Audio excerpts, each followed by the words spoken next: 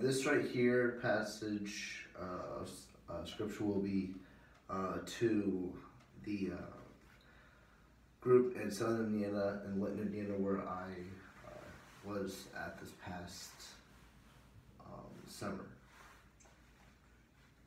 Have you ever been the favorite child in your household? You know if you are one. I was not. I was the oldest. I had two younger siblings, and my sister is just the favorite. She deserves it. She is just clearly the favorite, the baby. But I do not know what it's like to be the favorite. You who are might be able to relate to this story a little bit better. In Genesis chapter 37, we have the story of Joseph, and he has these dreams of, he's already Jacob's favorite at this point. He's the firstborn of Rachel, the wife that Jacob or Israel loved. He always wanted to marry Rachel, and she was barren for a long time. But with this right here is the first child that, this is the first child that Jacob had with Rachel, so this was his favorite. Through that, he had given him this coat of many colors, and he had these dreams that he had, and he probably should have not shared these dreams with his family, but he thought, what harm could it do? So these dreams actually had all his brothers and his dad bowing before him as this youngest son, and this made his brothers be so angry with him. So we get into verse 12, where this is right after he has told his brothers about these dreams. And his father sends him to the fields to go check up on his brother. So he's not even out there working. He's with his dad. But his dad's like, hey, why don't you go ahead and go see how your brother's doing? So his dad is not even having Joseph work out with his brothers in the field. He's more inside doing things. Jacob actually was who stayed inside with his mother, Rebecca, when his brother Esau went out to hunt. So it was kind of like he had the same role, sort of, as his father Jacob did. But his brothers were out in the fields, and he decided that he wanted to go out there. Well, he was going to go out there, and he actually went to where his father told him, and the servant said, they moved on from here. I heard them say, let's go to Dothan. So this is a farther trip than he had than his father wanted him to go. But he still wanted to see his brothers. He still wanted to carry out what his father had told him to do. So his brothers, as I said, were not very happy with him. And he actually was wearing the coat that his father had given him, the one with many colors on. And with this, he was seen at a far distance from his brothers. And because of this hatred that they had, this anger that burned inside of them, they told themselves, here comes that dreamer, they said to each other. Come now, let's kill him and throw him into these cisterns, and say that a first Samuel devoured him. Then we'll see what comes of his dreams. So because they want to not have him feel like he's special, they go this extreme of saying, let's just kill him. They're just so angry with their brother. I've never wanted to kill one of my siblings personally.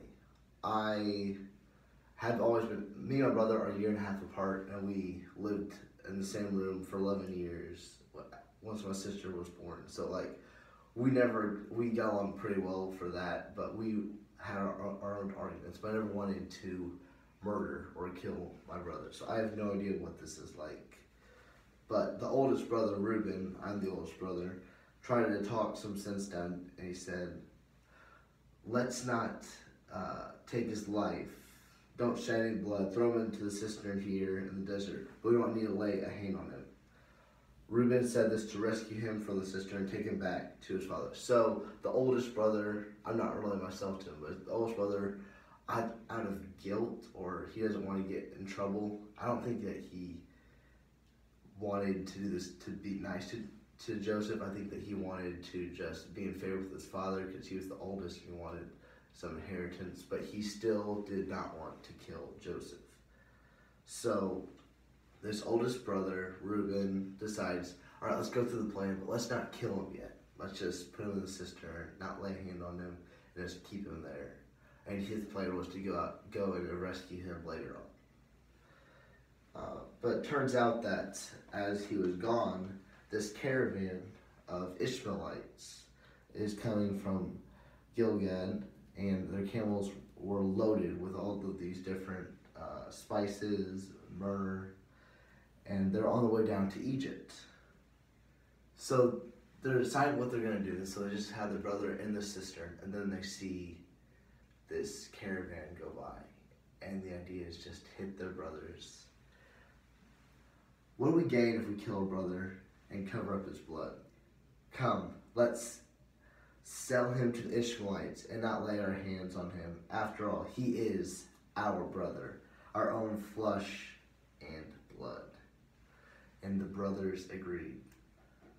So they're like, let's not kill our brother. I mean, he is our own flesh and blood. He is our brother. But we can sell him into slavery to Egypt and just be rid of him. It's kind of like when you are looking at people and you're like, I mean, I could help out this person, but as a follower, but I don't know. I think that something else is better than that. I think that I can do better with this money somewhere else. I think that if I'm able to use this money in a better way, that's with what the people here, the brothers here are doing, is they are trying to justify selling their brother, which is impossible. They're doing something wrong. These brothers are willing to sell their brother to the Ishmaelites. You might remember the name Ishmael. It's the son that Abraham had with Hagar, Sarah's servant.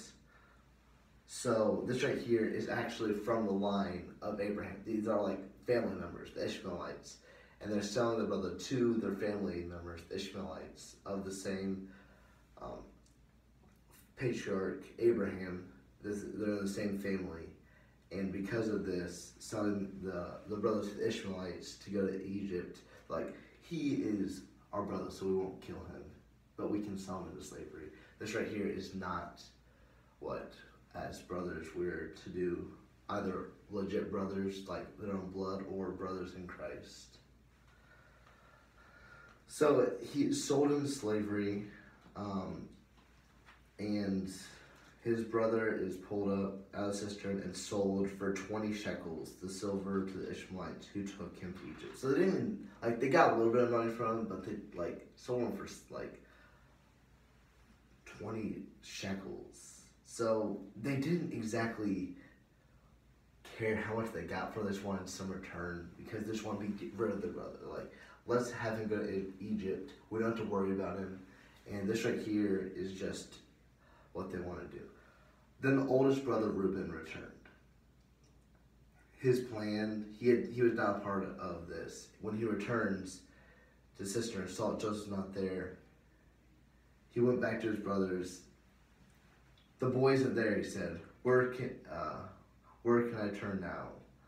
They got Joseph's robe and slaughtered a goat and dipped the robe in blood. So Reuben does feel bad about his brother being gone. He was not there to sell his brother, but he now cares more about him getting in trouble for losing him than, like, actually losing his brother. So they decide to rip up this nice jacket, this nice coat of many colors, and they slaughter a lamb and put the blood on there to make it look like they found his body devoured by an animal, which they'd had before. They took it back to the father and said, we found this examine it whether it's your son's robe. And then this father who loves his son, he does pick favorites, but who loves his son, of the wife that he loves, he examines it. He tore his clothes after knowing that Joseph has surely been torn to pieces, put on sackcloth, and mourned his son many days. All of his sons and daughters came to comfort him, but he refused to be comforted. So the brothers even feel bad about how their father feels, but they still wanted to get rid of Joseph. Because they got rid of Joseph, they no longer have to worry about his dreams, but they still hurt their father in a bad way. So when we do things that are selfish, we do things that are against what we are supposed to do from God, whenever we do things that are selfish like that, we hurt other people. In this way, they hurt their father, and of course they hurt their brother, Joseph. But their father was not someone they intended to hurt. They intended to get back at their brother because of their hatred and anger that they had for him. This story goes on to talk about Joseph he got sold to Potiphar, who's an officer in Egypt. And then he also, after falling out there, he goes to prison, and he ends up helping out the Pharaoh with a dream. And then Joseph ends up being a large, one of the people in charge there in Egypt because of his influence with Pharaoh. And then in chapter 42, we get the second part of this story. When Jacob learned that there was grain in Egypt, because there was a famine in the land that they were in, he said to his sons, "Why do you just keep looking at each other?" He continued. "I have heard that there is grain in Egypt. Go down there and buy some for us, so that we may live and not die." So this right here is Jacob just wanting his family to go and just help them survive.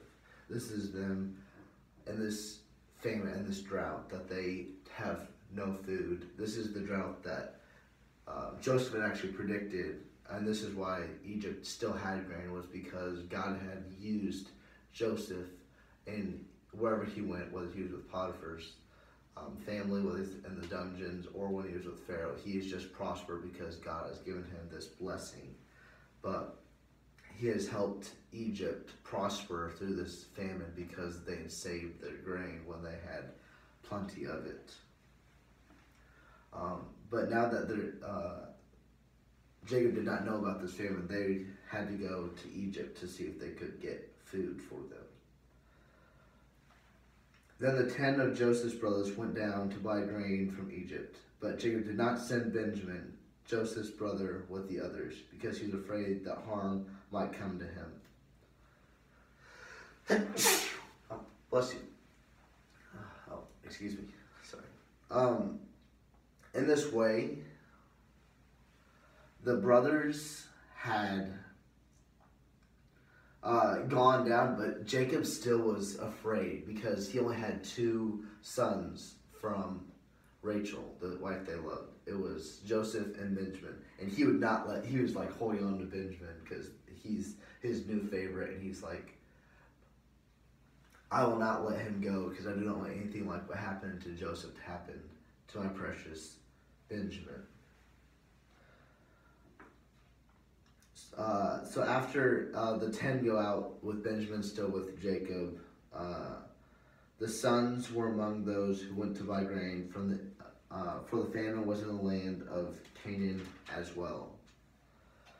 Now Joseph was the governor of the land, and one who sold grain to all its people. So when Joseph's brothers arrived, they bowed down to him with their faces to the ground. So this right here is the first dream that he had coming to fruition. This is years and years later. his brothers don't even recognize him. He is so much older. He looks so much different. He's in his Egyptian clothes, and they would never guess this is their brother. But they bow to him because he's the person who gives them rain.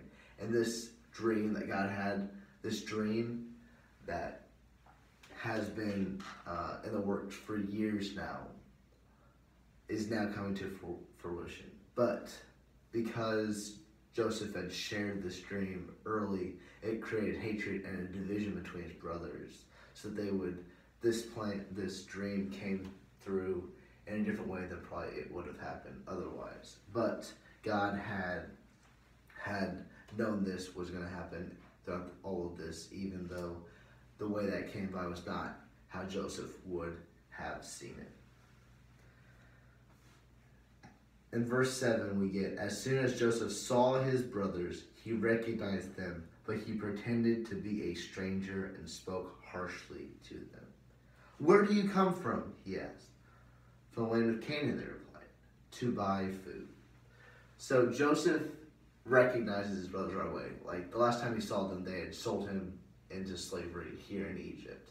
And now he's an officer and they have to ask him for food. So he decides to, for right or wrong, he decides to have some fun and just like pretend not to know them and just be harsh with them. Like, where are you from? But he, of course, knows where they're from. Although Joseph recognized brothers, they did not recognize him. Then he remembered his dreams about them and said to them, you are spies. You have come to see where our land is unprotected. So now that he knows the dream has come to fruition, he still wants to have some fun, get back at his brothers for the way they treated him. But they replied, your servants were 12 brothers and sons of one man who lives in the land of Canaan. The youngest is now with our father, and one is no more. I think it's funny how the Bible likes how the brothers talk about the one who's no more to Joseph. Like we were 12 brothers of one father. There are 10 of us here. One of them is back with the father, and one of us is no more. So they still, I'm sure, feel a little guilty, but in the moment they were so angry that they won't take they will not take the blame for the loss of their brother. And then it says here, if you are honest men,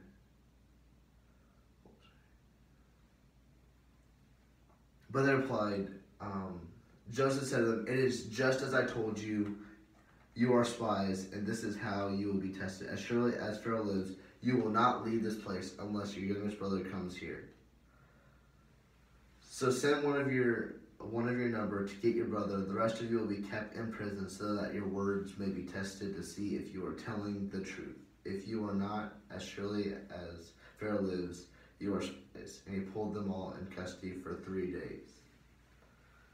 So I think that Joseph did this not only to get back, but he wanted to see his brother and wanted to see his father. I do believe that's what happened.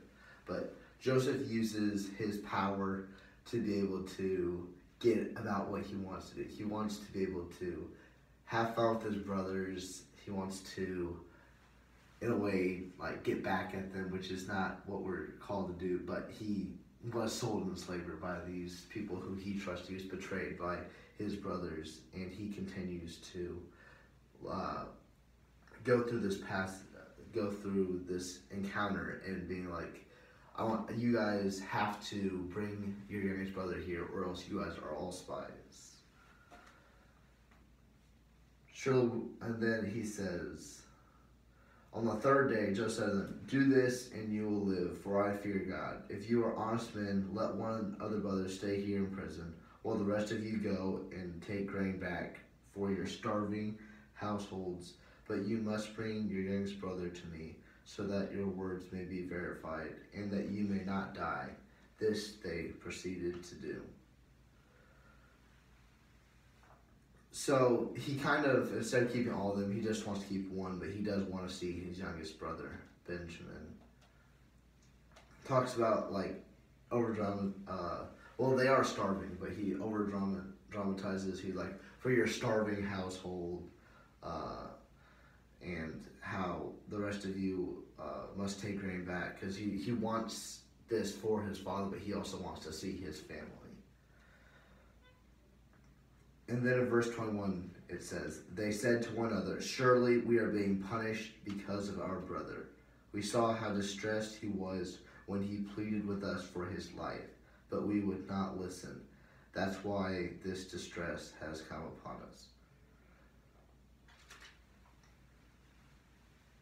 They're talking to the man that they are talking about. We are being punished because of what we've done. They still feel this guilt about what they did to Joseph.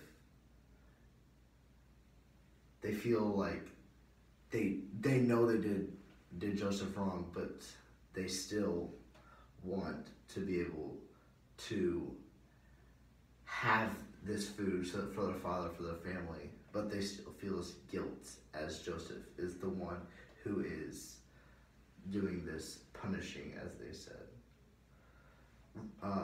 Didn't I tell you that not to sin against the boy, but you wouldn't listen? Now we must account for his blood. They did not realize that Joseph could understand them, since he was using an interpreter.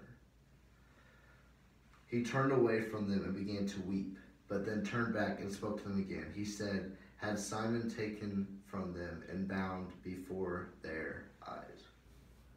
So Joseph could hear this encounter that was happening, and he hears Reuben stand up for them and talk about how he wished that they had not done this to their brother. So they're kind of like regretting what they had done. They no longer had this hatred for their brother anymore. They acted irrationally.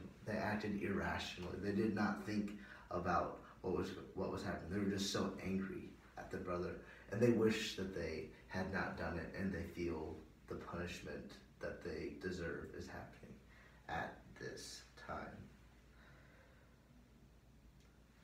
Joseph gave orders to fill their bags with grain, put each man's silver back in his sack, and give them provisions for their journey. After this was done for them, they loaded the grain on the donkeys and left. So they head back, and Joseph is there, but he put the silver back in there, just so that they could talk, so they could like be a little bit more frightened.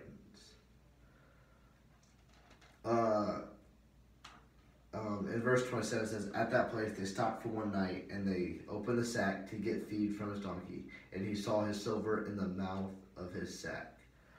My silver has been returned, he said to his brothers. Here it is in my sack.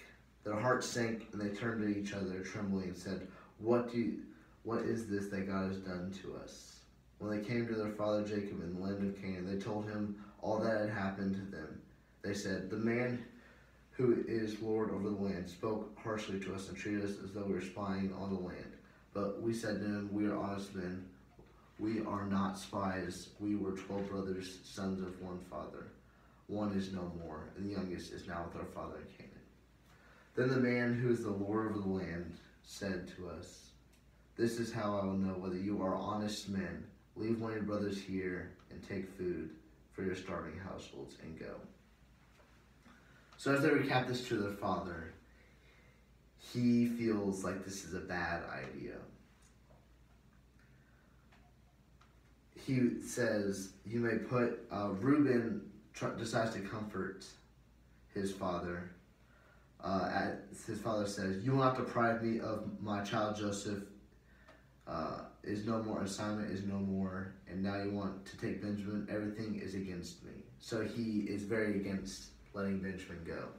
Then Reuben said to his father, you may put both of my sons to death if I do not bring him back to you, and trust him to my care, and I will bring him back. But Jacob said, my son will not go down there with you. His brother is dead, and he is the only one left. If harm comes to him on the journey you are taking, you will bring my gray head down to the grave in sorrow. So his father shows a little bit more favoritism. He says he's the only son I have left, as he has 10 other sons. But this right here shows that Reuben is trying to, as the eldest, he wants to find favor with his father, but he also wants to help his other brother Simon get out of prison, who is still back in Egypt. In this way, when they go back to Egypt, they buy more food. But the brother Judah said to him, "The man warned us solemnly, 'You may not see my face again unless your brother is with you. If you send your brother along with us, we will go down and buy food for you. But if you will not send him, we will not go down, because the man said to us, you will not see my face again unless your brother is with you.'" So then Jacob allows them to take their brother down to Egypt so they can get this grain so they may not starve.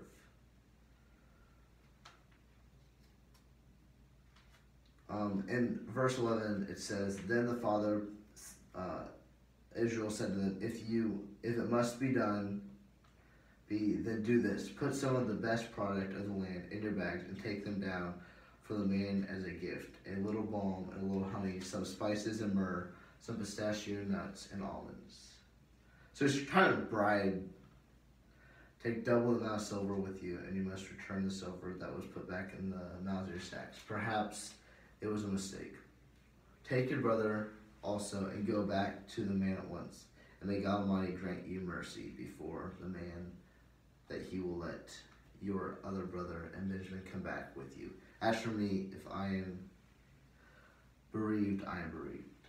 So Jacob decides to let his youngest brother Benjamin go with them. So he's allowing his other son, his other favorite son, to go with them so they can get this grain, not knowing that it is Joseph who is the man at the other side.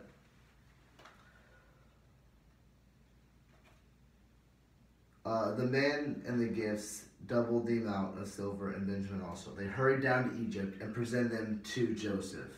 When Joseph saw Benjamin with them, he said to the steward of the house, "Take these men to my house, slaughter an animal, and prepare dinner.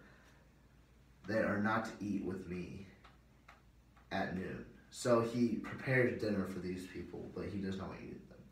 The man did as Joseph told him, and took them into Joseph's house. Now the men were frightened when they were taken to his house. They thought, "We were brought back here because of silver that was put in our sacks the first time. He wants to attack us, overpower us, and seize us as slaves and take up our donkeys." So they went up to Joseph's steward and spoke to him at the entrance of the house. "Please, sir," they said, "we come here in the first time to buy food. But at the place where we stopped for the night, we opened our sacks, and each of us found his silver, the exact weight in the amount of his sack. So we brought it back with us. We also brought additional silver with us to buy food, and we don't know who put our silver in our sacks." So they're like justifying to the servant, trying not to be put in the very position that they had put Joseph into.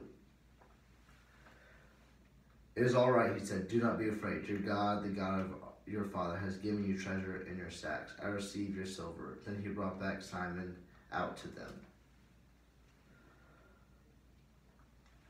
In this way, we have this encounter where Joseph allows them in their house, shows mercy to them, and then also allows them to pay for it with themselves, with the silver, and be merciful to them.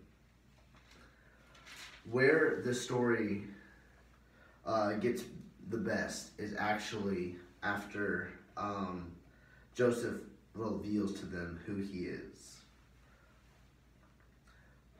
Then Joseph could no longer control himself. Before all his attendants, he cried out, "Have everyone leave my presence," so that no one was with Joseph when he made himself known to his brothers. And he wept so loud that the Egyptians heard him, and Pharaoh's household heard about it. Joseph said to his brothers, "I am Joseph." After all that had just happened, after all that had happened with them selling into slavery, with the dreams, with their hatred, with their anger subsided after thinking that he was gone, with feeling of regret, with feeling that they're being punished. They now see that Joseph is the one that they had been dealing with the entire time. Is my father still living? He wants to see his family. But his brothers were not able to answer him because they were terrified at his presence. Joseph is so happy and crying to see his brothers, but his brothers are terrified, petrified. They cannot even look at their brother because of what they've done to him and what they fear he will do to them. Come closer to me, Joseph says. When they had done so, he said, I am your brother Joseph, the one you sold into Egypt. And now do not be distressed. Do not be angry with yourselves for selling me here, because it was to save lives that God sent me ahead of you. For 2 years now, there have been famine in the land, and from the next 5 years, there will not be plowing and reaping. But God sent me ahead of you to preserve you for a remnant on the earth and save your lives as a great deliverance. Joseph noticed what God had planned with him. He knows that God had sent him before, that all that had happened with his brother's hatred, sending him to Egypt, that this had been planned from the beginning to show God to show Joseph that God was in control of what was going on. That God could show Joseph and use Joseph to help preserve his family, Abraham's family, the family of Israel, as they go through this famine, and that they will now go to Egypt, where he was sold into slavery. Using this bad act of his brothers betraying him and sending him to Egypt, God was able to be bigger than that and use Joseph in Egypt. In the same way, when we feel like we are being tested, when we feel like we are going through hard times, God still uses us in those ways. He uses us to help those who he puts in our lives, and he uses us in ways to help those who don't think that they can make it through. And the story of Joseph lets people see that God is always in control and that he is there for us.